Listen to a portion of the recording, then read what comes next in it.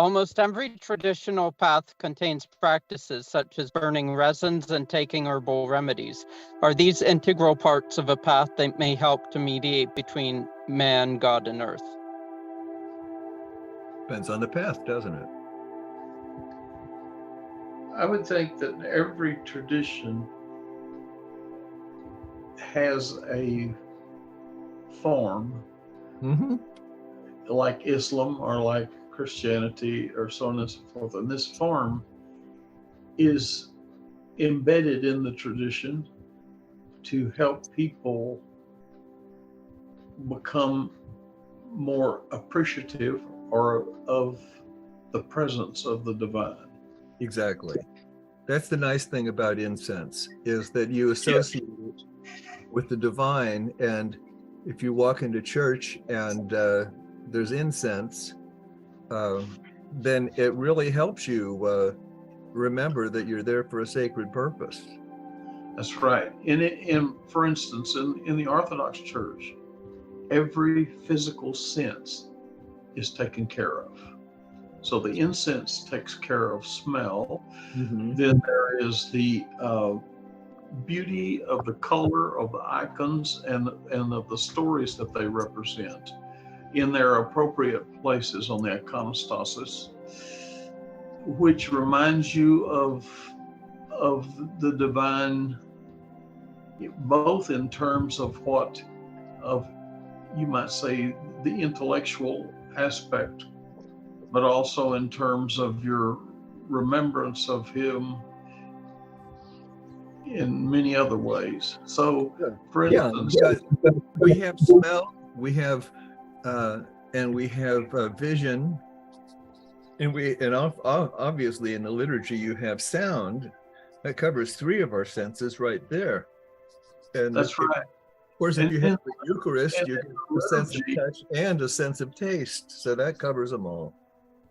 Yes, exactly.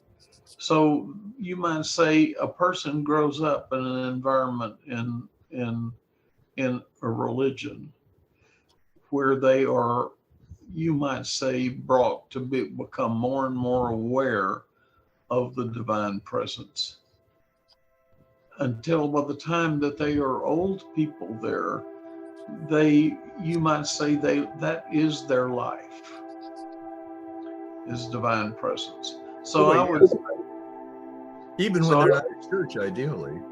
Yes, and so I would say yes, those things are very definitely important, and they were very definitely given by God. And every tradition has its own representation of that. Right. I like the resins the Orthodox Church burns. So that, so I feel that yes, those are part of what helps one along the way, and what it would be very difficult for many people to find their way if it wasn't for those God-given representations.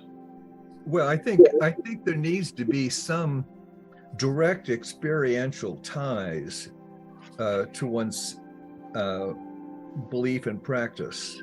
And that's right. So they're extremely helpful there. I think I like them. Right. But I don't know if they're absolutely essential or not. It seems like something to help in that way would be essential. Well, they're supports in our poor low form. Yeah. That give us aids to get where we're supposed to go. Right. Ascend to heaven on the fumes of the resins. And actually sometimes it seems that way. Well, a very important aspect of the spiritual path in every tradition that I know of is the real importance of sensing God's presence in it. And so when you are given a name to invoke, it's not just a purely mechanical thing. You come to be aware of his presence. Right. And you don't just have the thought that you're doing it. You have the feel of doing it. You have the sound of doing it. Right. So, religion finally has to be experiential. And before you're able to have a more constant or direct experience of the divine, these are very helpful. And if you have that direct experience, you still appreciate them. Yes, they're a joy. Yeah, exactly. Yeah, and all of this focus on purity in religion and getting rid of old customs that might not have a relation to the holy book are actually taking the guts out of religion. I mean, if I had to choose between so-called corrupted rituals and, holy books and philosophy, I think I'd pick the corrupted rituals, because at least it's experiential. And if they maintain their form, they're not really corrupted. Right. And again, as soon as the church got rid of, and I'm neither Catholic nor a traditionalist Catholic for sure, but yet I still truly believe that by getting rid of the Latin Mass, the church did a huge disservice to itself. Yeah, I think so too. And Yeah. there's been a trend ever since before that period perhaps, but ever since the period of desacralization of everything. Yeah. Yeah. So for instance, now almost it was 1,000 years basically since the liturgy was updated, and now almost every year you have an update in the liturgy and the texts, and every time you have things updated, it's for the worse. So rather than making the text at the level that the priest could understand, they now make the texts at the level that a rather unintelligent third grader can understand. Mm-hmm. And it's this intense amount of dumbing things down. I truly, truly value the social message of Pope Francis, but so much of the Catholic Church has been cheapened. I mean, there's no longer a focus on handicrafts or beauty or ritual or, a language that, poetry, someone once said, I think it might have been T.S. Eliot, that great poetry can be understood before you actually understand what the words mean. Right. Oh. Yeah. Right. And I think that's why it's kind of important where it still exists in tradition, where tradition is still conducted in you might say either a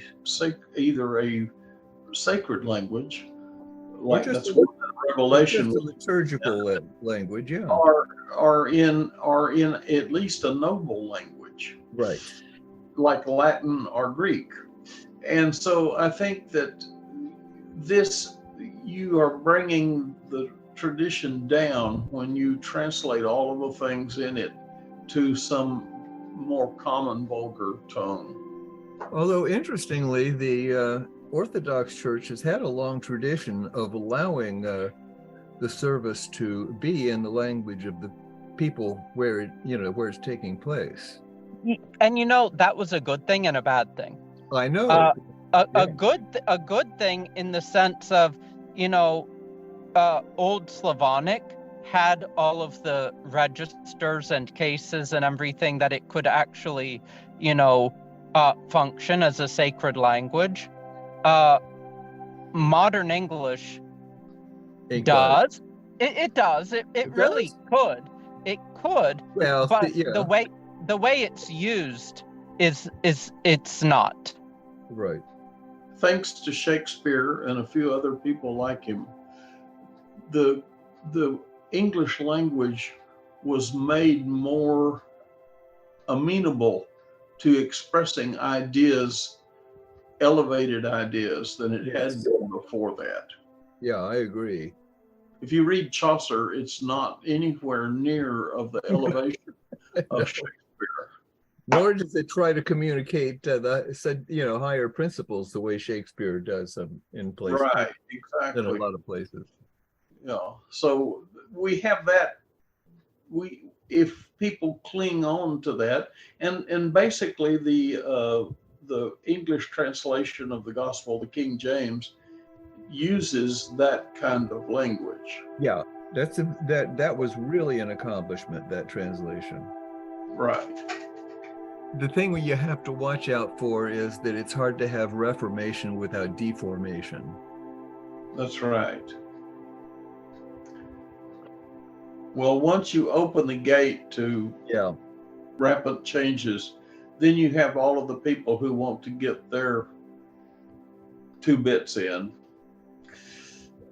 and you sometimes destroy the coherence of what is being expressed. Yeah.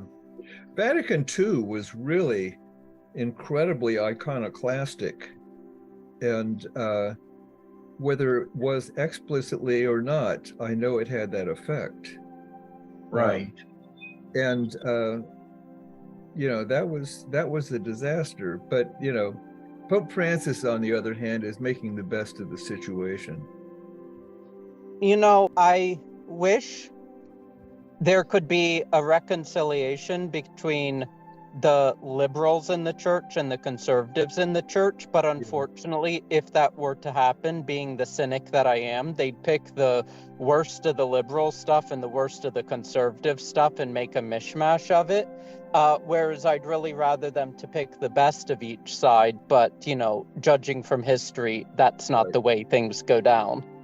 No, each one maintains a certain aspect of the esoteric part of the religion, but that isn't understood.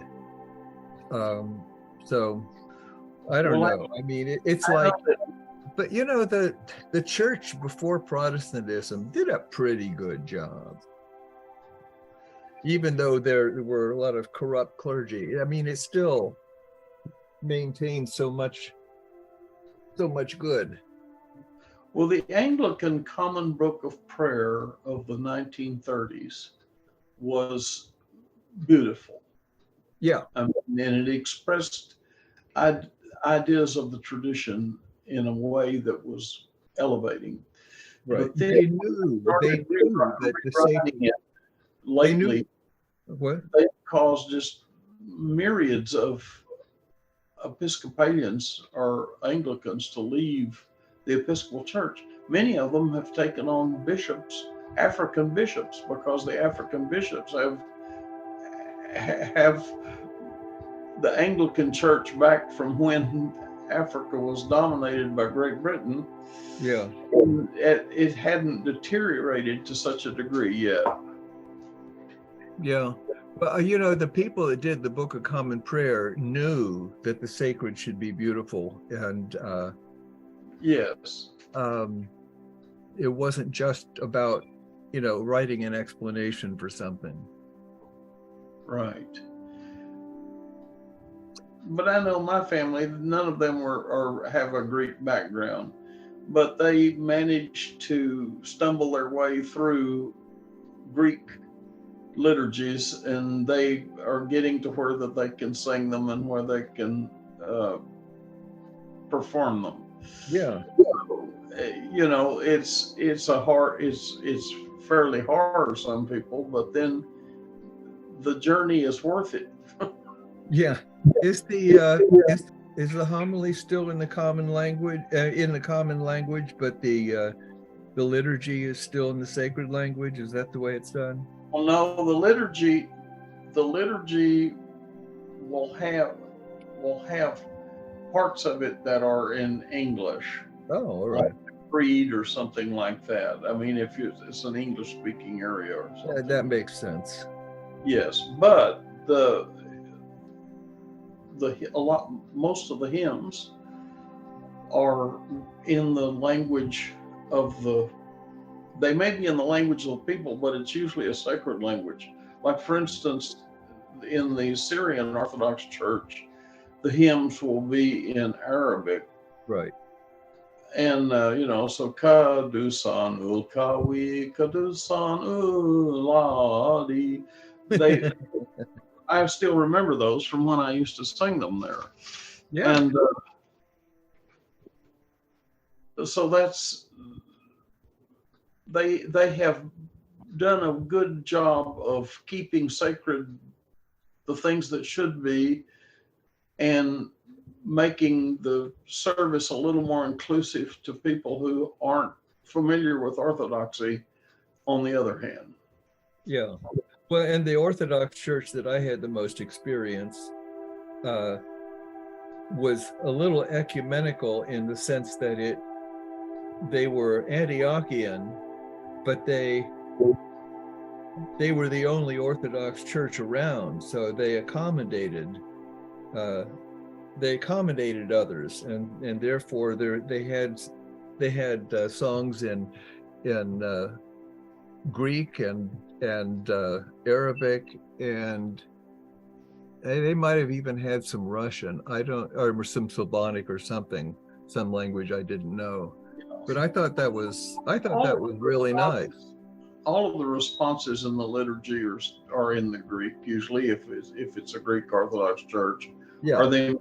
Or they may alternate the responses if it's a mixed congregation where some of the people are Russian Orthodox and some of the people are Greek Orthodox and some are Syrian Orthodox. Right. Because in many towns, that's the way it is, because there's not that many Orthodox. So all of the Orthodox kind of gather at the one church they have in the town. Right. Well, I remember on Easter, Christ is risen and truly he is risen were usually in Arabic. Right.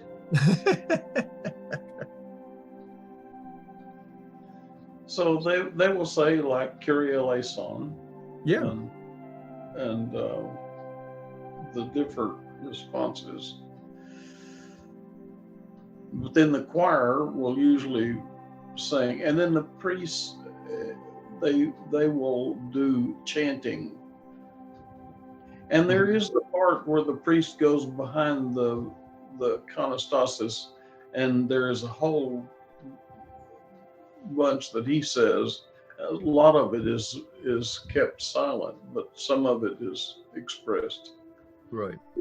I always liked that. It is interesting, nearly every Orthodox church, miracles are very much a part of Orthodoxy. But for instance, when this church that my son is a deacon in, my son-in-law, when they had the bishop come and make the church, do what they do to make the church authentic. I forget what they call the service. But at any rate, at that point, and from now until now, that altar that they consecrated has the smell of incense and myrrh. And they didn't use it on it. It was just, it's a sort of a miraculous occurrence that God is, so to speak, saying that this church is consecrated. Well, I remember going to an Orthodox church to see a weeping icon. Yes. And in many cases, sometimes it's churches that are in distress. And it's almost as if the Virgin Mary, or the Holy Theotokos, is crying for the condition of the church. Yeah, this was a rather small Orthodox church. It wasn't tiny, but it was a smaller congregation. But boy, were the seats filled. Yes. And I think I'm trying to remember if they had a metropolitan visiting when I was there. I don't remember. Anyway, it was it felt like a real sacred, holy space, That's right. And so you might say people are eager for any sense of the presence of God. Of course. Yeah, people want the transcendent. That's why yes. That's why people who aren't religious take LSD. Well, also, I mean, speaking personally, some of us took it just to understand something about consciousness, but it turns out consciousness is holy. And, you know, the recitation of the Quran Mm-hmm. is just as much, when it is done beautifully, it is just as much something that brings one the sense of the presence of the divine. Oh, it does. Yes. You can lose yourself in sound, in the sounds of a good recitation. Yeah, or even poetry. I mean, you know, one of the very few gifts that the modern age has given us is to be able to listen to a poet reciting their own poetry. Right. And despite the fact that a lot of Pound's recitations of his poetry were done in, you know, 30s, 40s, 50s on subpar recording equipment. Oh God, like that stuff, even if you don't pay attention to the meanings at first, he comes in there reciting poems from the cantos with his own drum, and he's beating the drum and he's reciting these things in different voices and personae, depending on the poem and depending on the emotion that's needed and everything. It's like almost a religious experience to listen to him. Yeah, it's a real, it's not reading the poem, it's performing it. Yes. Well, you want to say too, not only is it performing it, it is bringing it from your heart into the open so people can see it that way. Yeah, the poet re-enters the poem and speaks from it. Yes. That's it. Right, and that's why we no longer have poetry. You know, T.S. Eliot said there's no such thing as verse libre or free verse, because you know, what is called free verse, if it's done well, is still craftsmanship that might actually require a far more work than a rhyming poem. But if all it is poor prose with arbitrary line breaks, well, that's not poetry. Yeah, I agree. I've seen both. So, should we take a break and burn some resins? What herbal remedies did you have in mind? Well, I mean, in terms of resins, in terms of that, I mean, there's, you know, the frankincense and myrrh, obviously. And, you know, science has said that if you burn frankincense and myrrh, that it actually is quite healthy and it calms the mood and focuses the mind. But guess what? Frankincense and myrrh are also herbal remedies. You know, yeah, you can take them orally. Yeah. After, you know, I'm one of the people that should have never had the COVID vaccination, you know, but was sort of forced into it. And, you know, basically people are like, don't be an anti-vaxxer, don't be an anti-vaxxer. But the reality is there were serious dangers with the vaccines that they didn't let on about. And yes, most people should have gotten vaccinated. I got vaccinated basically because I was forced into it because of, you know, traveling and everything else. And I had terrible reactions to it. And then got COVID afterwards and got horrible autoimmune responses and everything. And like, honestly haven't felt quite the same since. But, you know, one of the few things that helps is to every day drink frankincense infusion. And basically I crush up Omani frankincense and let it sit overnight until the water becomes white and cloudy, and then I drink it. And it helps with, you know, various issues. But yeah. There is an herbal remedy that comes in capsules that I believe comes from frankincense. Yes, but I figure why not just take the whole thing? Generally speaking, the whole herb is always better. For instance, no one will say that green tea is bad for you. Green tea is great for you as long as you don't have a caffeine sensitivity. But on the other hand, green tea extract has caused quite a lot of people quite a lot of harm. That's interesting. Is it just because it's an incomplete extract, or is it because there's some mysterious essence that just doesn't? I don't know if it's part of the production process, or because there's some chemical that's at a much higher level that's more readily absorbed, or I don't know, on the other hand, if there's some other chemical that counteracts and balances that chemical. I don't know, but a lot of people that were taking green tea extract ended up with chronic kidney failure. And that sounds like a really bad manufacturing technique. It's quite possible, but just to be on the safe side, I prefer to take the whole thing the way people have for thousands of years. I mean, to this day in Somalia, Oman, Yemen, Ethiopia, people will put a little hunk of frankincense in their coffee. They'll chew frankincense as a gum. It's a healthy thing to do. I mean, traditional peoples didn't use extracts. Yeah. I mean, sometimes, as you say, put it in your tea. There's sort of a dissolving effect there. But a good extract either has to be, it has to be complete. Yes. It can sometimes be done with liquefied CO2, but the old herbalists that made extracts would use alcohol and water to get the organic and the inorganic out. Exactly, and that's the thing. I mean, in the Middle Ages, they would have extracts, I suppose, but it would be from the whole plant, and they would use, as you said, a combination of water and alcohol. But I don't know how they do it in the factories. No, and then I don't put it in pills. Be careful too when you buy that green tea in bottles. If you read the fine print, sometimes they've put things in there to preserve it, like phosphorus, the different phosphorus compounds. And you have to, but I know my wife is under dialysis.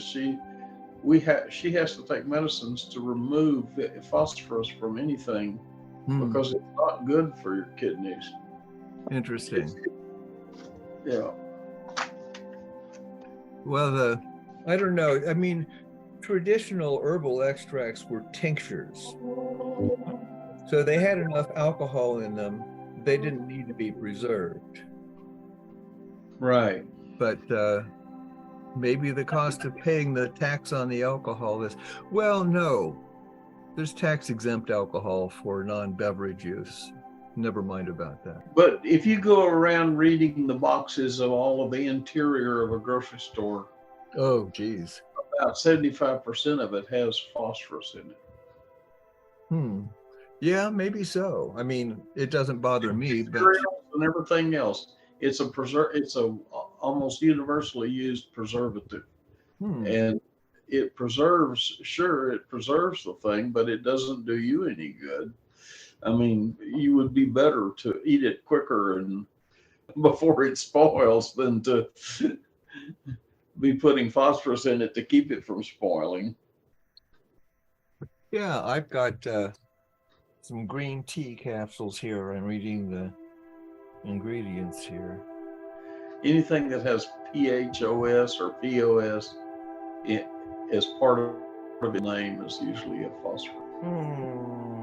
No, I don't see anything well, that's good. Yeah. Dangerous in here. It's just but if you buy Lipton teas, green tea, citrus green tea, you will find some things in it that are not good. Even the dry tea? No, I'm talking about the stuff that comes in the bottles. Oh, I see.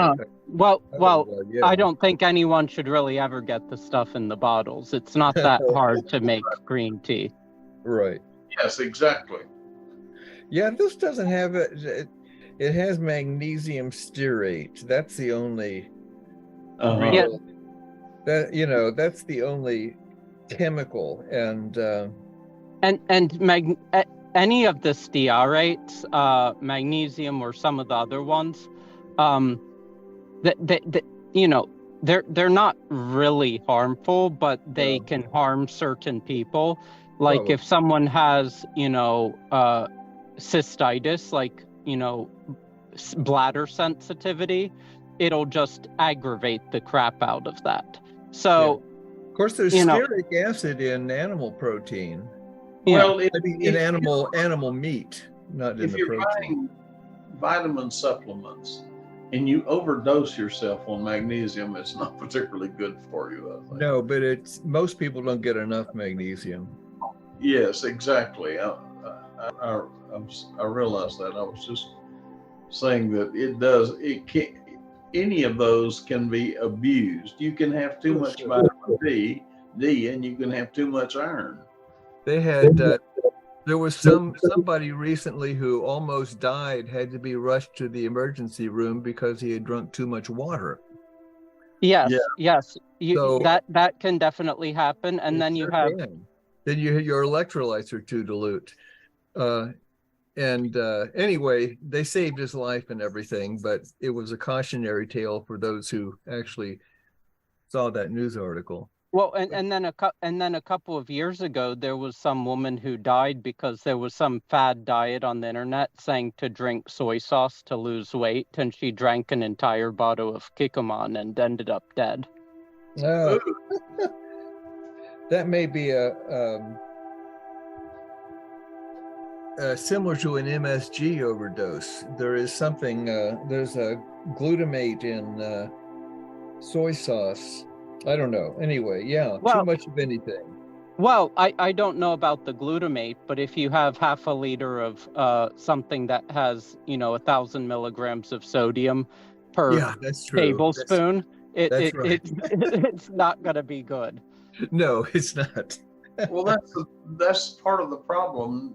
Everybody is trying to mix their own cocktail that's good for them, but it's because they no longer get them in a normal fashion. Right.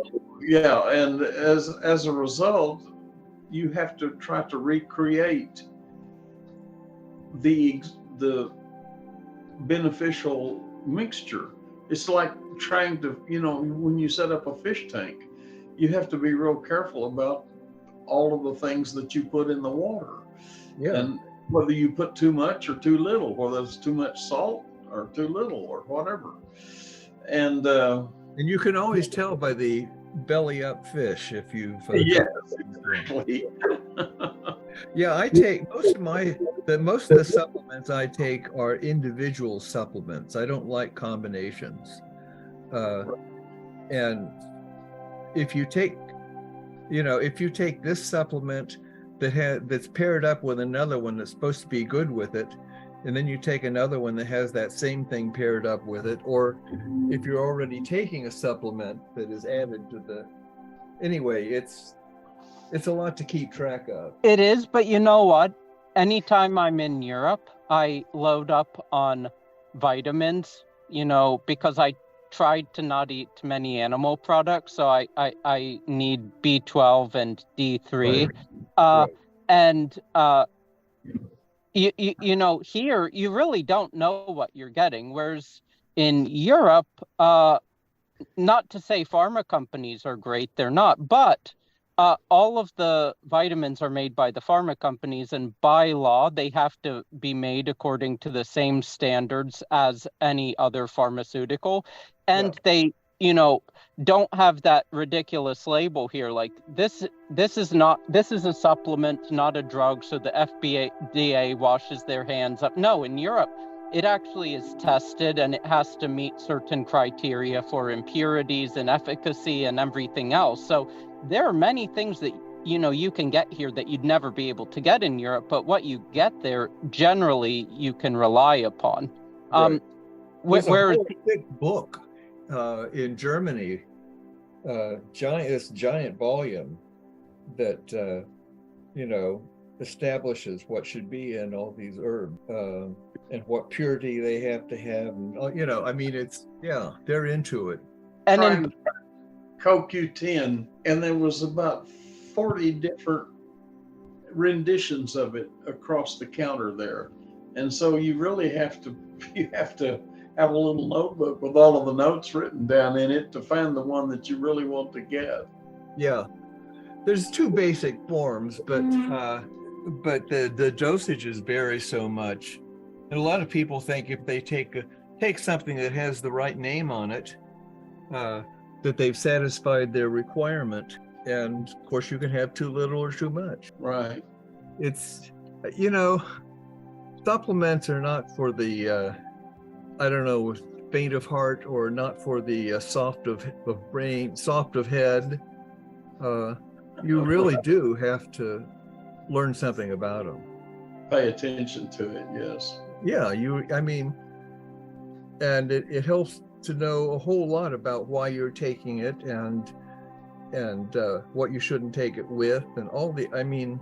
But like you know, the problem here is it's all about this cult of health and the cult of longevity, and Right. people, the same way they don't know anything about meat processing, think they can go to a grocery store and that, you know, basically pieces of meat grow inside of plastic sealed packages inside the grocery store in a hygienic manner.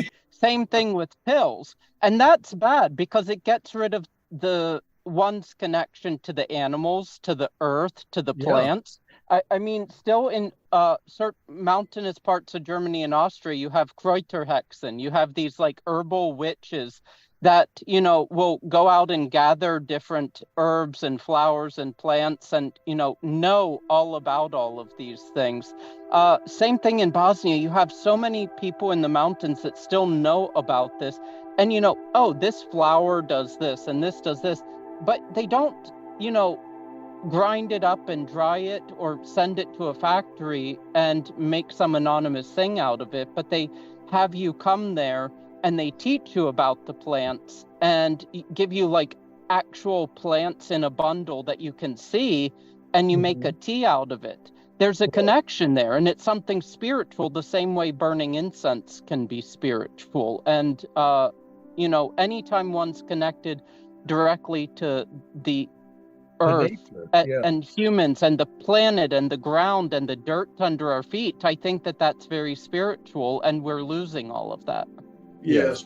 Once upon a time, and I don't know whether it's still true now or not, a Chinese pharmacy usually had people who understood those things. Yeah. I don't know if you can still find it or not, but you would go to a Chinese pharmacy and they would have all of the different things, and they could tell you what they were good for and why and how much and everything else. Yeah.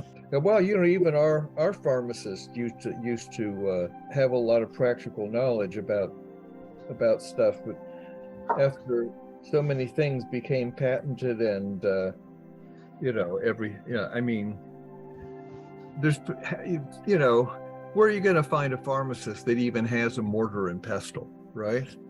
Right. I mean, I do know, I mean, there is a pharmacy in Bloomington that's a compounding pharmacy. I'm sure they can mix up whatever you want, but that used to be the default. So anyway, I don't know now if I should burn incense or eat it. Both. Yeah, both. I have done.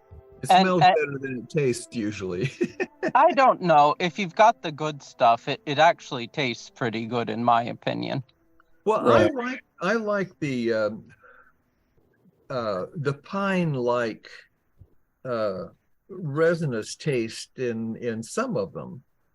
Yeah. But others are just bitter. And anyway, you know, that's a whole different thing, how to eat incense. I mean, Omani frankincense or mastic, you know, Chios mastiha from Greece, another very healthy thing. Oh, I've got some of that. I've never done anything with it. Oh yeah, chew that up. You can just take a small piece of mastic and chew it for 2 hours, and yeah. Well, people used to chew on that kind of stuff before we had chewing gum. Oh yeah, so we went from something natural and really nice to something really vile. Well, my mastic gum doesn't have any Any scent? Oh, Are- no, I mean, Talking about what they call Arabic chewing gum. no, I'm not talking about gum Arabic. That doesn't that's really have different. any scent. No, I'm talking about, What I'm saying is, a friend of mine from Tunisia used to bring me this white, very tough stuff, and you chew on it, and you could chew on it like chewing gum. Yeah. yeah, that's sort of like what mastic is, but mastic has a very, very strong taste. But I love it. This had kind of a neutral taste. This more or less just satisfied you with the mechanics of chewing. Well, I just threw a lump of mastic gum in my mouth, and I'm going to see what I think. If you're not getting much flavor, it might be a bit old. Well, it might be a bit old, but I'm starting to get some flavor. Good. You have to chew it gently at first. Yes, if you chew it gently at first, and then get it to the point where it's gummy, you're going to have much better result than just sinking your teeth into it and then getting it stuck in your teeth. No, it needs to be moistened with the saliva to get into the correct rubbery state. I mean, by the way, where do you think they get the word masticated from? The etymological root of masticated is mastic. Yeah, exactly. Yeah, I remember a humorous article about people who are so lazy they wanted pre-masticated food. Well, I think chewing up the food's half of the enjoyment. Oh, I'm not one of those. I'm not a texture person. I'm just a taste person. It makes a difference whether it's thick or thin, but I don't care if it crunches or not. Well, I know, but eating baby food out of the jars is not too great. Well, I think I could live off of it. It lacks something. Pablum is not a. I like pablum. I'm a big fan of baby food. Yeah, I mean it's pre-masticated, as it were, but tastes fine and it's still good for you. I mean, depending on what they did in the factory to make it. Well, I mean, I wouldn't eat the jars of it, but one of the things I like to cook for myself is I basically boil sweet potatoes and celery and carrots and then just mash them all up. Yeah. Baby food. Yeah, I mean, you could think of it as mashed potatoes, which is kind of baby food. Yeah. Well, I'm chewing on this mastic gum, and it's not getting as soft as I'd like it, but its flavor is all right. I don't reject the flavor. I can sort of enjoy it. Well, is that the same thing that they call gum Arabic? No. I didn't think so, because I use that with my watercolors, and it doesn't seem anything like. No. Right. No, this looks like it looks like an incense, the kind of incense that you put on charcoal, but I don't think it would smell as good. I mean, you can actually burn mastic, but it's sort of a waste. Good mastic is rather expensive. Not that good incense isn't expensive, but good mastic is expensive, and you're going to get more out of it in a culinary way. Like, mastic is super healthy. One of the things I like to do, I love to make coffee with mastic in it. So I get out my little mortar and pestle and I crush up mastic and sprinkle some in the coffee. Another thing I do is I will bake bread and put mastic in the bread dough. Mm-hmm. Does that help the bread to cling together better instead of being Right. No, it actually gives it a good taste. In fact, the traditional Greek Orthodox Easter bread has quite a bit of mastic and also mahlapi in it. And mahlapi is the ground pit of a specific type of Mediterranean cherry. And that's also healthy in very small doses. And I believe that the dangerous part of it is actually neutralized by being cooked. But well, it's peach pits that have the cyanide in them. Well, Yeah. yeah, I mean the cherry, the Motlip also has I believe the cyanide. Oh, it also is high in coumarin.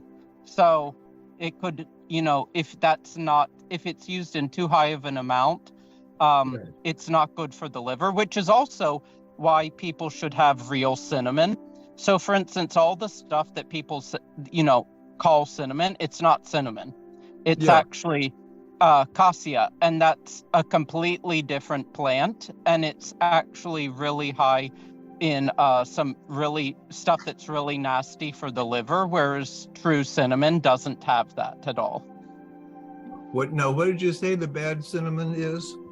The cassia, the Vietnamese cinnamon, whereas the good cinnamon is the Ceylon cinnamon, the true cinnamon.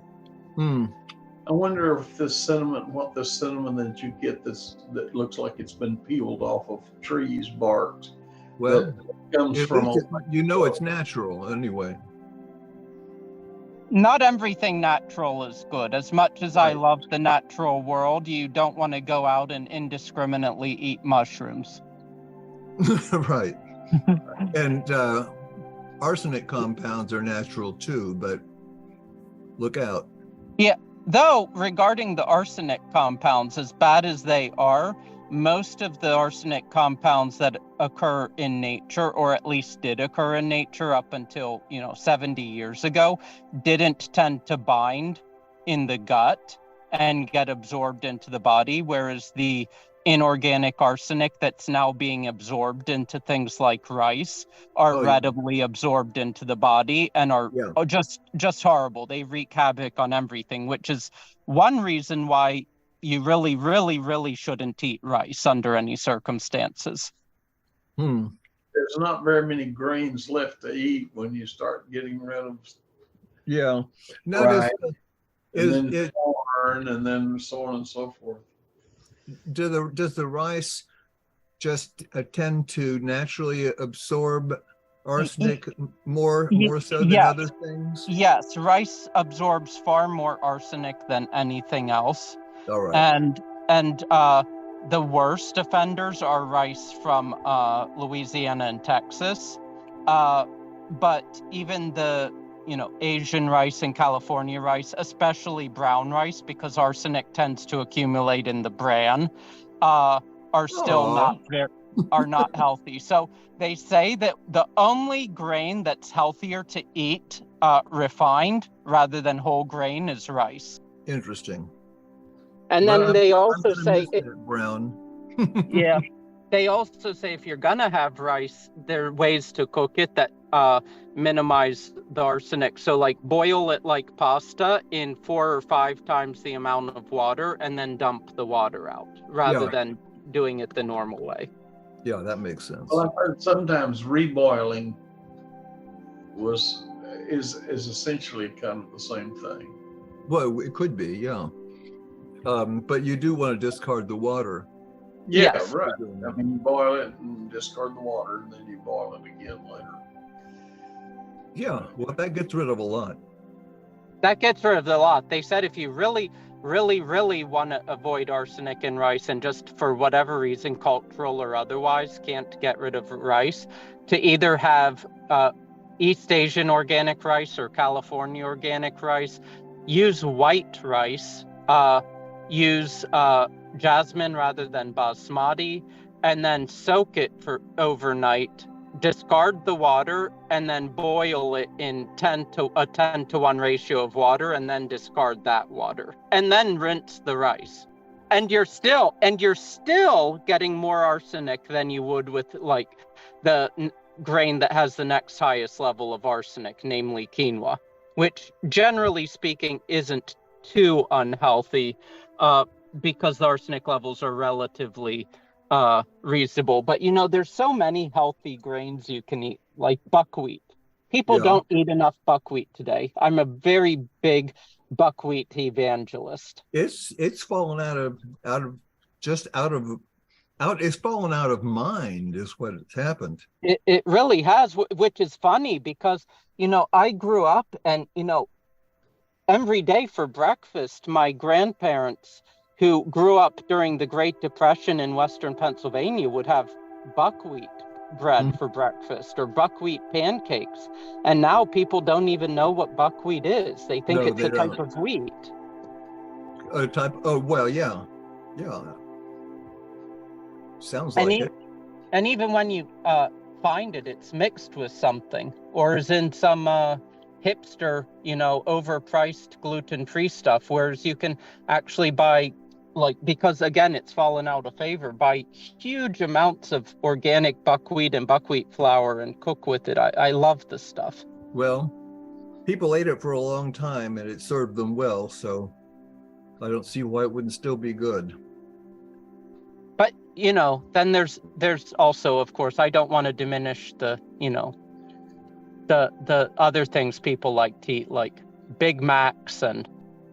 I like Big Macs, but I don't eat them. Insert sarcasm here.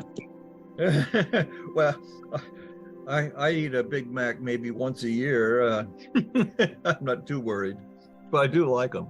Well, folks, we've managed to use up the time on the first question and everything that flowed forth from it, which isn't bad, actually. I would think the question number 2, we don't need to discuss it now, but anyway, can the creation of the Paradiso terrestri be part of one's spiritual path? And yes, that I think kind of is a little bit adjunct to the first question.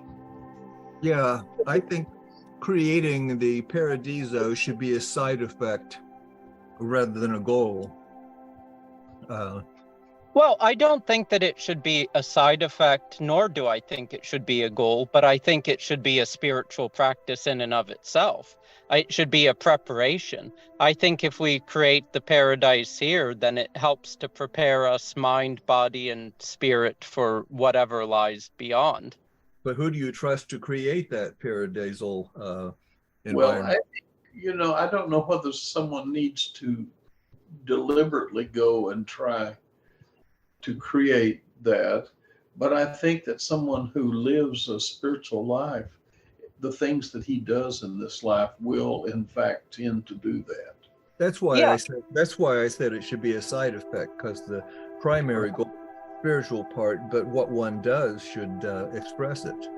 I mean, who I would trust the poets and the saints. The problem is they're in short supply these days. They are, but that sort of makes my point that if it comes from a spiritualized person, they may get it right.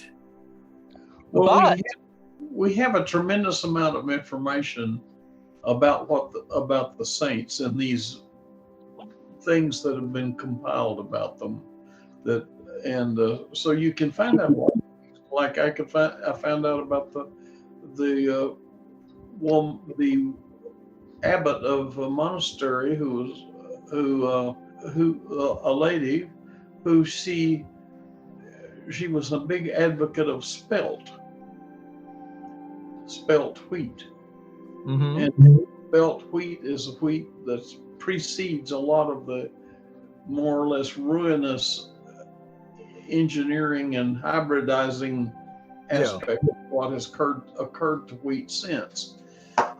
And so, I think you can find out a lot if you have the patience to look through it. But I'm just saying that a spiritual person will have certain sensitivities and occasionally intuitions and things like that may guide their choices. And if you look at the great architecture, I think, the ancient architecture, I think it was built with, spiritual purpose or, spiritual sensibilities at the least. Yes. Well, I think that, they have a respect for God's creation. Yeah. Well, I guess the reason I say it should be a side effect is, here we are talking about it, is because it's usually not a good goal. Usually if people want to create heaven on earth, it has bad effects. Yeah, they end up making hell on earth sometimes. Exactly. They make what they think is heaven, and it may be really out of harmony with everything else. So I'll stick with my side effect. Right. There's an example, a funny, well, I don't know if it's funny, but it's a story about what the communists did in Cuba. What's the name of a ruler there for so many? Castro? Castro, yes. Yeah. He decided that it would be a good idea to do a breeding program with the cattle they had there in Cuba, in that they had two kinds. They had some cattle that were fairly healthy but didn't produce any milk, and they had some other cattle that produced milk but were not very healthy. So he thought by interbreeding the two, they could produce cattle that were Both, yeah. healthy and produced a lot of milk. Well, what they got was just the opposite. Yeah. And not only that